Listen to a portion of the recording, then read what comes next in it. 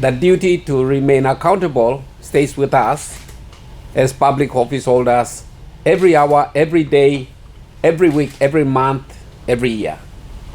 And that duty is continuous. If you look at the judiciary, very little restrictions on their duty to hold themselves accountable. The bureaucracy likewise, very little limitations, restrictions on their obligation to be accountable for their actions. But you come to the parliament, we're now beginning to shut down the doors. We have a 5-year term to serve. This amendment here effectively means that over a 5-year period, you have only 1 year, one opportunity to hold the government accountable over a period of 5 years. You have only 1 year, and within that, one shot at holding them accountable. And if you didn't, bad luck. They remain unaccountable. So what I see happening here, which is going to be very dangerous for our country, is this. Yesterday, they passed this amendment to narrow down the window of opportunity of the parliament to just one shot over a period of 5 years, and it's game over. You cannot challenge them to be accountable anymore for the rest of the period of 5 years. And they've covered all the valid points here, which I support.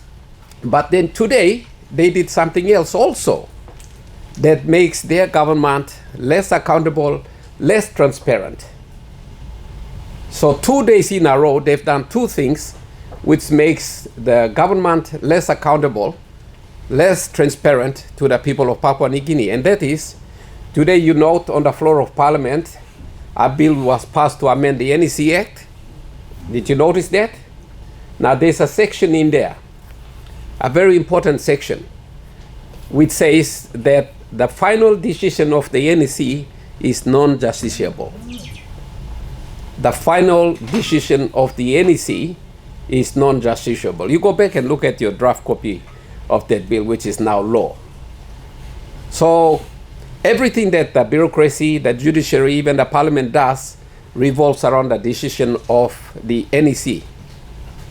But if you cannot challenge an NEC decision, bring into evidence the decision of the NEC, how can you hold the NEC accountable? You see? They've just made, and it's just been slipped in with the rest of the bill. We couldn't debate it because maximum opportunity was not allowed. So it's been slipped through as part and parcel of the entire bill.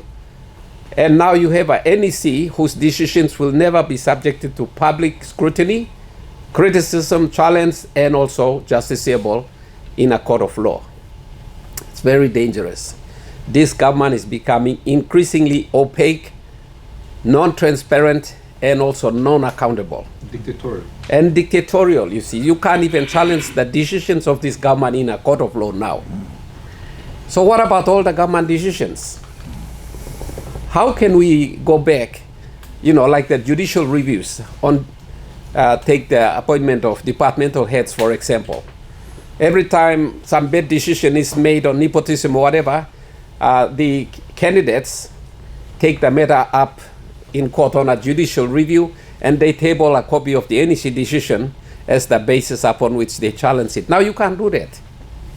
Whether it's going to be a contract or loan agreement or some major decision the NEC makes, you cannot table that decision in court and have it reviewed by an independent panel of judges. So it's getting very, very scary for me.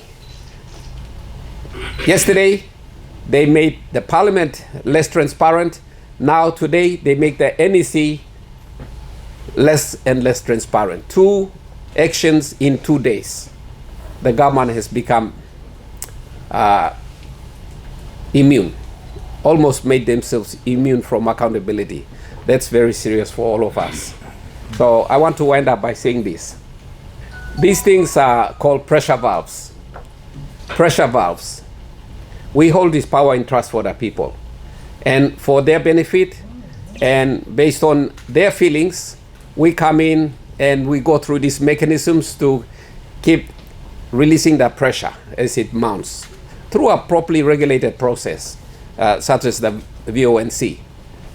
But if you lock all the doors there or narrow it down to just one shot, how will the people be able to ventilate their frustrations? And if the formal legal system doesn't give them space, of course, nothing stops them from taking the law into their hands on the street. And said Julius, in one of his final speeches out there at the front of the parliament, he expressed his fears about that. We were there, we heard it. So it's a very sad day for us, and I'm happy with my colleagues here. We, on behalf of the people, we're gonna take this issue of the VONC, plus the Christian thing, into the Supreme Court and ask for a reference. We file a reference, we ask for the Supreme Court to give an opinion about both those amendments. Yeah, it's a disappointing day.